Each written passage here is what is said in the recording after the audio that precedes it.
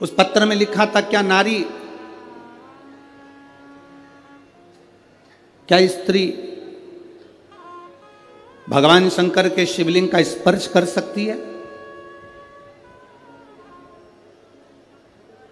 क्या नारी, स्त्री भगवान शंकर के शिवलिंग का स्पर्श कर सकती है? कोई ऐसी एक पुराण लाकर बताओ जिसमें लिखा हो कि नारी शंकर भगवान के शिवलिंग का स्पर्श नहीं कर सकती। अगर नारी शंकर भगवान के शिवलिंग का स्पर्श नहीं कर पाती तो आप ही के महाराष्ट्र की, आप ही के मराठवाड़ा की, आप ही के महाराष्ट्र की मां अहिल्याबाई होलकर, जिसके हाथ में शिवलिंग रखा रहता था, आप ही के मराठवाड़ा की, आप ही के महाराष्ट्र की मां अहिल्याबाई होलकर, जिनके हाथ में हमेशा शिवलिंग रखा हुआ था। दुख की घड़ी आती थी, कष्ट की घड़ी आती थी, माता अहिल्याबाई होलकर अकेली जब पड़ गई, घर में से सब जब चले गए, अकेली मां अहिल्याबाई होलकर जब अकेली पड़ी, अकेली, और चारों तरफ से उपद्रवियों ने अपना अपना आक्रमण कर दिया। सेना बना के तैयार कर कर सारे उपद्रवी तैयार हो गए। इधर से कोई सेना तैयार कर रहा है, उधर से कोई सेना तैयार कर रहा है।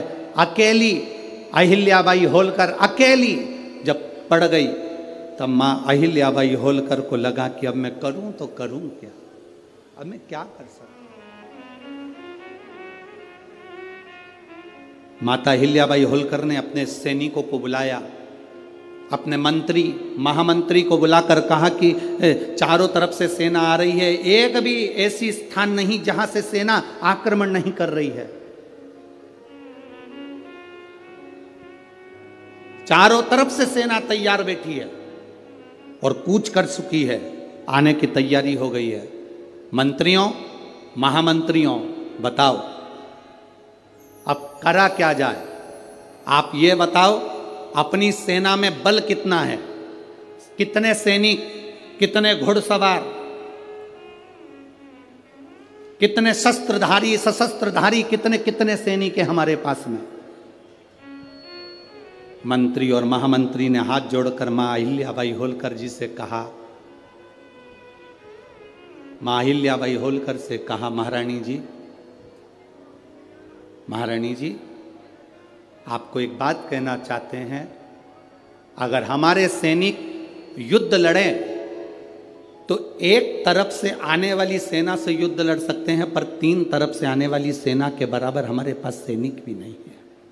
महारानी जी, इतनी सेना हमारे पास में नहीं है कि हम युद्ध कर सके। मौन हो गई मां अहिल्याबाई होलकर, मौन, एकदम मौन।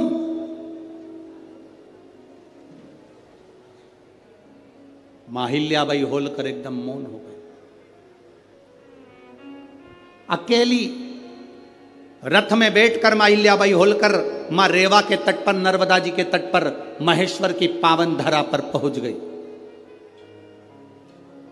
मां रेवा के घाट पर मां अहिल्याबाई होलकर ने बैठकर मां रेवा के हाथ जोड़े, नर्मदा जी के हाथ जोड़कर कहा, मां नर्मदा, रेवा, तू शंकर की पुत्री है, मैं आज तुझसे बल मांगने के लिए आई हूं, आज तू मुझे बल दे दे।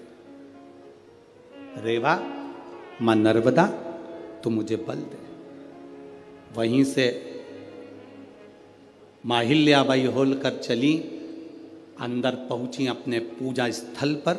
वहां पर एक शिवलिंग था जिसको मां अहिल्याबाई होलकर ने अपने हाथों में ले लिया और लेकर युद्ध के मैदान में बाहर पहुंच गई और सेना से कह दिया, महामंत्री, मंत्री, अपनी सेना के 4 टुकड़े कर दे, 4 टुकड़े 4 किलो पर भेज दिए जाएं, चारों ओर लगा दिए जाएं। मंत्री महामंत्री हाथ जोड़कर बोले, महारानी जी, इतनी बड़ी सेना नहीं है, अगर हम गिनकर भी लगाएंगे तो थोड़े थोड़े चारों तरफ हो पाएंगे, ये तो 1 मिनट में उधर की सेना वाले हमारे सैनिकों को मार देंगे। मां अहिल्याबाई होलकर ने कहा, चिंता मत करो, अब सैनिक जितने हैं उनको बांट दिया जाए, और वो सैनिक युद्ध नहीं लड़ेंगे। अब युद्ध लड़ने के लिए मेरा काल अधिपति महाकाल पहुंचकर युद्ध लड़े। अब युद्ध लड़ने वाला कोई दूसरा नहीं होगा। अब युद्ध अगर लड़ेंगे तो मेरे देव अधिदेव महादेव लड़ेंगे। सेना को बांटा गया।